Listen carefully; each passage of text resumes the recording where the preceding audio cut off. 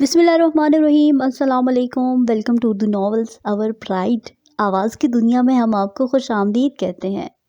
आज जो नावल हम आपके लिए लेकर आए हैं वो है ये ना थी हमारी किस्मत, जिसकी मुसन्निफ़ा है इफ़्फ़त ताहिर। और उम्मीद करते हैं आपको ये नावल बहुत पसंद आएगा। इधर रमज़ान मुबारक का वक्त आया, उधर मेरी अज़मीर बट से ख़ुद साख्ता खफकी उड़न छू हो गई। ईद कार्ड पसंद करने ही में 4 दिन निकल गए। ईद कार्ड सामने रखे, पेन होठों में दबाए, मैं गहरे गौर व फिक्र में थी जब मीना और फ़ाइका आई। तुम क्यों इतने सदमे की कैफियत में बैठी हो? रोज़ा लग रहा है या किसी को अफसोसनामा लिखने लगी हो? ये फजूल से तजिए किसी और के नहीं बल्कि मेरी मुस्तकबिल की नन साहिबा के थे, जिसे मैंने खालिज भाबियाना अंदाज में घूर के देखा और जताने वाले अंदाज में कहा, सदमे की नहीं, ये गहरे इस्तगराक की कैफियत है। ये कौन सा राग है? फ़ाइका की उर्दू ऐसी ही लंगड़ी लूली थी। ये राग म्यूज़िक वाला रॉक नहीं, गर्क होने वाला इस्तगराक है। मैंने मलामती अंदाज में कहा तो फ़ाइका की बातें खुली, यानी अपनी रोहिया गुल गर्क होने जा रही है। जा नहीं रही बल्कि गर्क हो चुकी है। ज़रमीना ने सोफ़े पे लंबा लेटते हुए तस्हीह की, यानी अज़मीर बट अब फारिग शुदा है। फ़ाइका ने कमीनगी से कहा तो मेरे ना रुकने वाले कोसने शुरू हो गए। ज़रमीना ने बौखला कर मेरे आगे हाथ जोड़े। शर्म करो, किसी के हैंडसम मंगेतर पर नज़र रखने वाली। ये मेरा आखिरी जुमला था। मंगेतर भी तो वो जो तुम्हें मुंह नहीं लगाता। फ़ाइका ने इत्मीनान से कहा तो ज़रमीना की ज़ुबान भला फिसलने से कैसे रह सकती थी। ये तो वो वैकेंसी है जिसके हर वक्त खाली होने का चांस है। इस सारी बकवास पर मैं सिर्फ इतना सा तबसरा करूंगी कि चूँकि तुम लोगों के नसीब अभी तक सोए हुए हैं, किसी कंजरा रिटायर्ड की निगाह तुम लोगों पर नहीं पड़ी, इसलिए मेरी किस्मत और हुस्न और खूबसूरती से जालिस होती हो। बाकी चूँकि अभी मैं रोज़े की हालत में हूँ, इसलिए कोई फजूल बात नहीं कह सकती। मीना ने सोफ़े पर से कुशन उठा के मुझे दे मारा। इस बदमज़गी बल्कि इस जंग के दौरान अज़मीर बट के लिए ख़रीदा गया कार्ड शहीद हो गया और हम तीनों को मामूली खरोंचें आईं। समझ में नहीं आ रहा कि शेर कौन सा लिखूं। फ़ाइका और ज़रमीना से मुंह मारी बल्कि हाथ मारी के बाद मैंने माहीन पढ़ाकू की मदद चाही। शेर लिखने की ज़रूरत भी क्या है, बस ईद मुबारक लिख के पकड़ा दो। वो आराम से बोली, ऐसे ही मीरू बेचारा अपने दोस्तों में शर्मिंदा होता रहे जिन्हें रोमांटिक शेरों से सजे ईद कार्ड मौसूल हुए होंगे। मैंने बुरा मानते हुए कहा, इसने उंगली से नाक पर फिसलती ऐनक ऊपर की। फ़ी शेर 50 रुपये होंगे, ले लेना कमीनी। आखिरी लफ्ज़ मैंने दिल में कहते हुए बज़ाहिर हर बड़े खुले दिल का मुजाहरा किया। अच्छा तो लिखो। ईद के हवाले से बहुत मज़ेदार सा शेर है, वो मुदबराना अंदाज में कहते हुए रुकी तो मैंने जल्दी से कागज़ पेंसिल संभाली। ईद की सवैयाँ पकी हैं, सब लोगों ने चखी हैं, मत रो अज़मीर बट, तेरे लिए भी दुखी हैं। मेरा हाथ ही नहीं मुंह भी लटक गया। इस कदर मज़ेदार और जायकेदार शेर नहीं चाहिए मुझे। अच्छा तो फिर जो शेर तुम्हें पसंद ना आया उसके डिस्काउंट के साथ 20 रुपये होंगे। अब जाहिर है मैं तो अपना जहन दोनों के लिए ही इस्तेमाल करूँगी ना। इसे तो मौका मिला था मेरी हक हलाल की कमाई लूटने का। हालांकि ऐसी बातें करती तुम बहुत जलील और हिंदू बयाना टाइप से लग रही हो, मगर चूँकि मैं रोज़े से हूँ इसलिए तुम्हें कुछ कह नहीं सकती। अपनी तरफ से तो मैंने बहुत भगो के मारी, मगर इधर परवाह किसे थी। बेनियाजी से पूछा गया, थोड़ा सा आइडिया तो दो, कैसा शेर चाहिए तुम्हें? वो शायद शराफत की जून में आ गई थी। ने भी हौसला पकड़ा, भाई बड़े बड़े शायरों के शेर हों, वो ये ना समझे कि ट्रक या रिक्शा के पीछे से नकल किए हैं। न गवाओ नावक नी में कुछ, दिल रेजा रेजा गवा दिया, जो बचे हैं संग समेट लो, तने दाग दाग लुटा दिया। मैं पेंसिल पकड़े बैठी रह गई और इसने तोप के गोले की तरह शेर दाग भी दिया। और खुदा गवाह है जो एक लफ्ज़ में मेरी समझदारी का ढक्कन खोल के अंदर गिरा हो। फ़ारसी का शेर तो नहीं कहा था मैंने एहतजाज किया। ये फ़ारसी के नहीं, जाहिल फैज़ का शेर था। इसने मलामती नज़रों से मुझे देखा। लो अब इतने बड़े शायर का शेर भी नहीं कहा था, 40-45 سال والے کا شعر بھی چلے گا۔ میں خود سے آئی تو وہ مجھے قدرے گھور کے بولی، اچھا اس والے کے 20 روپے تو نکالو پہلے۔ جی تو جہاں 20 فل بدیلا لانتے سنا کر وہاں سے اٹھ جاؤں، مگر ہائے دل، ہائے یہ دلداریاں، مجبوراً روپے دینے پڑے۔ اچھا اب ذرا آسان آسان سے شعر لکھواؤ نا، وہ جیسے ہر لفظ کتابوں میں تیرا عکس لیے ہے۔ ایک چاند سا چہرہ مجھے سونے نہیں دیتا، رومانٹک خواب ناک سا جسے پڑھ کے وہ تڑپ اٹھے، مجھ پہ ایک قربان ہو جائے، میری محبت میں گوٹے گوٹے ڈوب جائے۔ میں نے ٹھنڈی آہ بھری تو اس نے دانت پیسے۔ نہ یہ لفنگوں والی سوچیں اور گفتگو لے کر آئی ہو تو میرے پاس روہیہ گل، ابھی جو میں چاہوں یا تایا جان کو تمہاری یہ گفتگو بتاؤں تو لڑائی شروع ہو جائے کہ دادا جان کی تاریخی بندوق کی پہلی گولی تم پر کون چلائے گا۔ تاریخ گواہ ہے کہ یہ میرا جائز منگیتر ہے۔ میں نے ڈھٹائی سے کہا، نہ اب تمہارا روزہ نہیں ہے روزے دارنی؟ اس نے گویا مجھے تھانے دارنی کا لقب دیتے ہوئے دانت کچکچائے۔ بس بس اپنی بکواس کسی اور کزن کے لیے سنبھال کے رکھو اور مجھے فٹافٹ شعر لکھواؤ۔ تم میرے ساتھ 20 اور 50 روپے والا کانٹریکٹ کر چکی ہو، سٹامپ تیار نہیں ہوا تو کیا، روزے کی حالت میں مکرو گی تو سیدھی دوزخ کے حصے میں جاؤ گی جہاں 6 گز لمبے سانپ ہوں گے۔ میں نے اس کی دکھتی رگ پر ہاتھ رکھا تو وہ کپ کپا اٹھی۔ اب ذرا آسان سا حقیقت پر مبنی شعر لکھواؤ۔ مجھے اس کی حالت نے مزہ دیا تو میں نے اور روب جھاڑا، اچھا خبیث روح لکھو۔ دور سے دیکھا تو گائیں دم ہلا رہی تھی، دور سے دیکھا تو گائیں دم ہلا رہی تھی، پاس جا کے دیکھا تو گائیں دم ہلا رہی تھی۔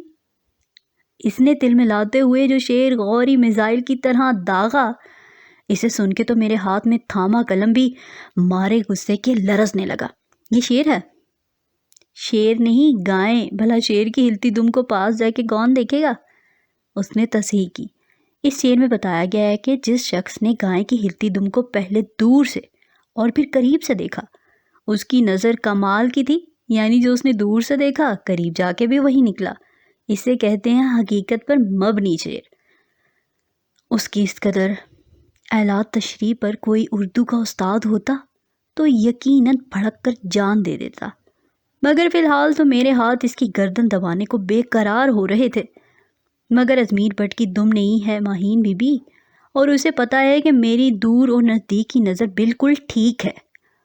یوں تار دینے سے کون سا اس کی معلومات میں اضافہ ہو جائے گا۔ نہ تحمل دکھانے پر مجبور تھی تو یہ لکھ لو، شکستہ خواب و شکستہ پا ہوں، مجھے دعاؤں میں یاد رکھنا، میں آخری جنگ لڑ رہا ہوں، مجھے دعاؤں میں یاد رکھنا۔ خدا نہ کرے میرا کون سا آخری وقت آ گیا ہے، میرا دل دہلا ہماری داستان شوق سن کر، مقدر کو پسینہ آ گیا ہے، یا پھر وہ تم پر فٹ بیٹھے گا۔ اس کا ملنا ہی مقدر میں نہیں تھا، ورنہ ہم نے کیا کچھ نہیں کھویا اسے پانے کے لیے۔ واقعی میں نے 20 روپوں والی ڈھیری میں ایک اور نوٹ ڈالتے ہوئے گہری آہ بھری۔ وہ اگر مل کے بچھڑتا تو کوئی بات بھی تھی، جس کو پایا ہی نہیں اسے کھونا کیسا؟ میں دیکھ رہی تھی کہ اس چشماٹو کی توجہ اشعار کے ڈھیر پر کم اور نوٹوں کے ڈھیر پر زیادہ تھی۔ تھا منیر آغاز ہی سے الگ راستہ اپنا، اس کا انداز سفر کی رائے گانی سے ہوا۔ وہ سانس بھر کے بولی، کمینی، شیروں کے چناؤں سے لگ رہا ہے کہ اس کا بھی میرو پہ دل آ گیا ہے۔ میں اندر ہی اندر کلس رہی تھی، میرا منہ لٹکا دیکھ کے یقیناً اسے میرے دلی جذبات کا اچھی طرح اندازہ ہو گیا تھا۔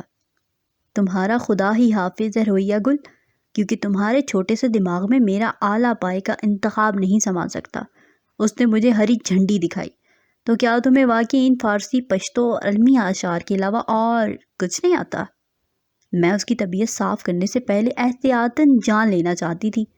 نہ، بڑی بے مروتی سے کہہ کر اس نے اپنی کمائی کی طرف ہاتھ بڑھایا تو میں شیرنی کی طرح اپنے روپوں پر جھپٹ پڑی۔ خبردار، خبردار، جو میری حق حلال کی کمائی کو تم نے چھوا بھی تو، نکمی، نالائق، چشماٹو، لالچی بلی۔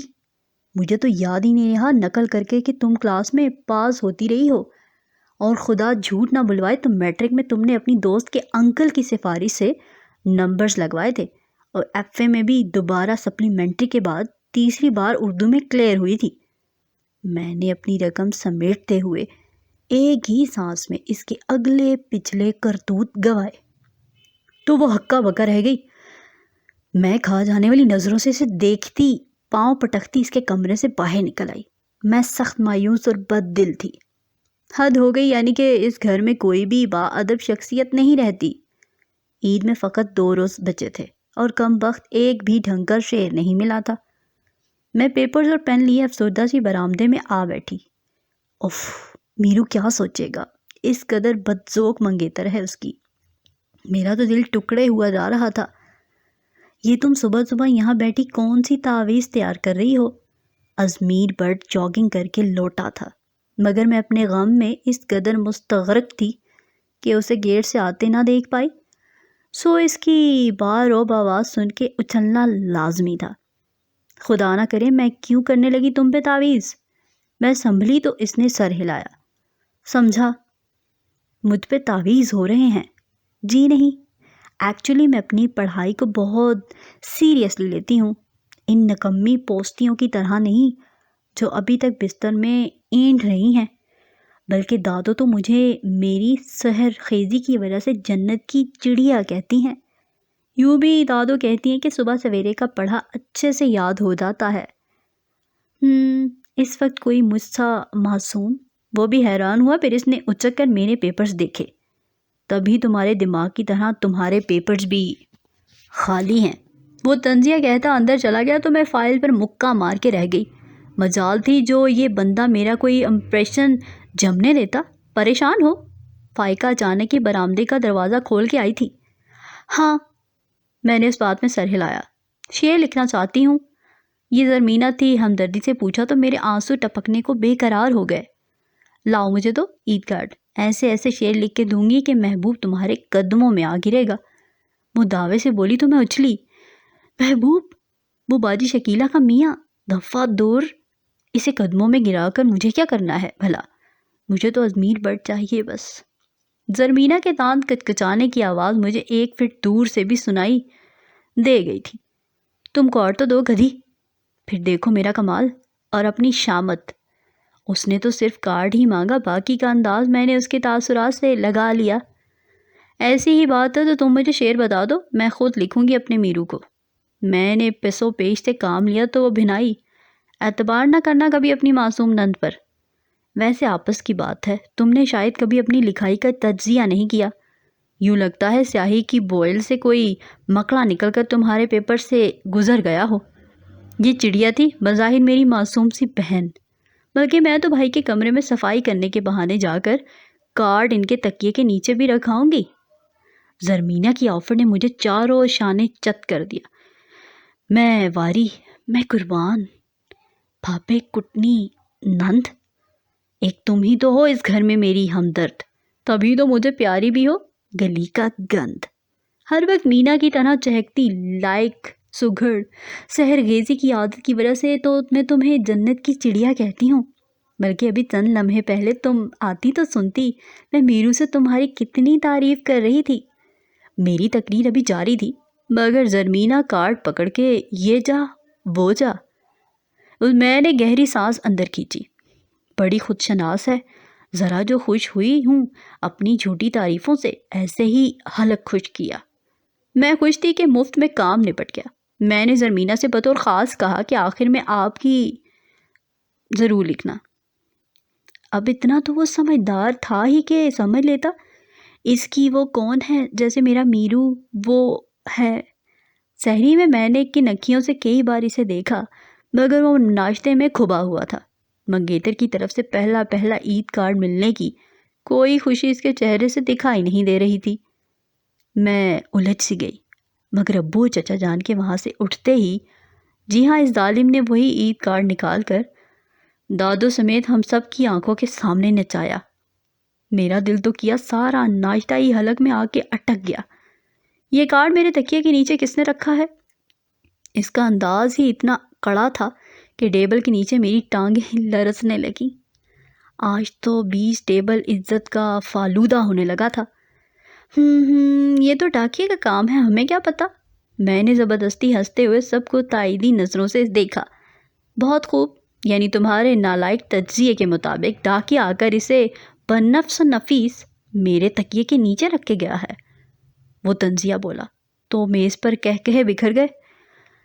بھائی ہو سکتا ہے روئی سچ کہہ رہی ہو، ہم تو ہیں پوستی، یہ صبح سویرے اٹھنے والی جنت کی چڑیا اس نے دیکھا ہوگا۔ زرمینہ نے معصومیت سے کہا تو میرے ذہن میں خطرے کی گھنٹی بجی۔ وہ کیا کہتے ہیں ہمیں، نالائق پوستی؟ فائقہ دانت کچھ کچال لیے۔ یا اللہ، یہ تو سب سن چکی ہیں کمینیاں، اللہ کرے سب کی سب چشماٹو ہو جائیں۔ یقیناً صبح سویرے میرا اور میرو کا رومانٹک ٹاکرا دیکھنے کو اٹھی مری ہوں گی۔ ہاں ربا، موت کا ایک دن معین، اختر شاید معین ہے۔ کچھ اسی طرح کا مصرع کبھی پڑا تھا۔ تمہیں تو خوش ہونا چاہیے، ورنہ آج کل اتنی فرصت کسے کہ وہ عید کارڈ لکھ کے بھیجتا پھرے۔ دادو نے اپنے اکڑ پوتے کو سمجھایا تو میں نے سب سے پہلے تائید کی۔ بالکل، تمہیں بھی جواباً اسے کارڈ بھیجنا چاہیے۔ یہ تائیں اماں تھی، میری پیاری ساسو ماں، جی چاہا فوراً ہی عید کارڈ لکھنے کا الزام قبول کر لوں۔ جوتے نہ لگاؤں اسے؟ وہ بھڑکا تو شعلوں کی تپش میرے چہرے تک آئی۔ ذرا شعر ملاحظہ کریں کس قدر اعلیٰ ذوق ہے کسی کا، وہ پورا ہلاکو خان بنا ہوا تھا۔ میں نے رومانسی ہو کر زرمینہ کو دیکھا تو وہ انجان بن گئی۔ عید آئی ہے زمانے میں، ازمیر گر پڑا غسل خانے میں۔ اس نے طنزیہ انداز میں شعر پڑھا تو میرا ناشتہ باہر نکلنے کو بےتاب ہو گیا۔ اللہ خیر کرے میرے بچے کی، یہ تو کسی نے بد دعا لکھ کے بھیجی ہے۔ تائی اماں نے ہول کر آیت الکرسی پڑھنا شروع کر دی۔ واقعی بہت بدذوق ہے کوئی، یعنی گرانے کے لیے اور کوئی خانہ نہیں ملا ہے اسے۔ عمر ہنسا۔ نام تو بتاؤ کیا لکھا ہے؟ ابرار کو تجسس ہوا۔ وہ تو میں آخر میں ہی بتاؤں گا۔ وہ کچھ ایسے انداز میں بولا کہ دادا جان کی بندوق کی ساری تاریخ میری آنکھوں کے آگے ناچ گئی۔ عید عید کرتے ہو، عید بھی آ جائے گی، پہلے 30 روزے رکھو، عقل بھی آ جائے گی۔ یا خدا، میں غوطہ کھاتے کھاتے رہ گئی۔ وہ سب میر جعفر کی رشتہ دار، خدا گواہ ہے، سب دان نکوس رہی تھی۔ یا اللہ، کیا میں معصوم صورت اسی قابل ہوں کہ آخری روزے کی حالت میں شہید کر دی جاؤں؟ بھلا اسے کیا ضرورت پڑی تھی کہ یوں میری سحری خراب کرتا پھرے؟ کارڈ ہی پڑھنا تھا، بعد میں پڑھ لیتا۔ کون سا ٹرین چھوٹی جا رہی تھی؟ اب کیا کروں؟ شعر سن سن کے میری آنکھوں کے آگے چاند تارے تو کیا پورا نظام شمسی ناچ رہا تھا۔ اے اللہ مجھے معاف کر دے، اب کبھی کسی کا برا نہیں سوچوں گی۔ ازمیر بٹ یاد ہے مجھے تیرا بچپن کا وہ زمانہ، وہ سوکھی سوکھی ٹانگیں، وہ لٹکا ہوا پاجامہ۔ سب ہنس ہنس کے لوٹ پوٹ ہو رہے تھے۔ یہ تو کوئی گھر کا بھیدی ہے میرا میرو، بچپن کا پیار، تبھی تو ایسی یادگار یادیں سنبھال رکھی ہیں۔ ابرار نے ٹکڑا لگایا۔ ہاں تو پیاری دادو جان، یہ کارڈ لکھا ہے۔ ایک کڑی نگاہ مجھ پر ڈال کے وہ کہتا ہوا ذرا رکا تو میری سانس رکی۔ ہائے، یہاں ایک شاندار سی ایکٹنگ ضروری تھی۔ میں لہرا کے میز پہ گری۔ ہیں؟ یہ کیا ہوا؟ روحیہ، روئی بچے؟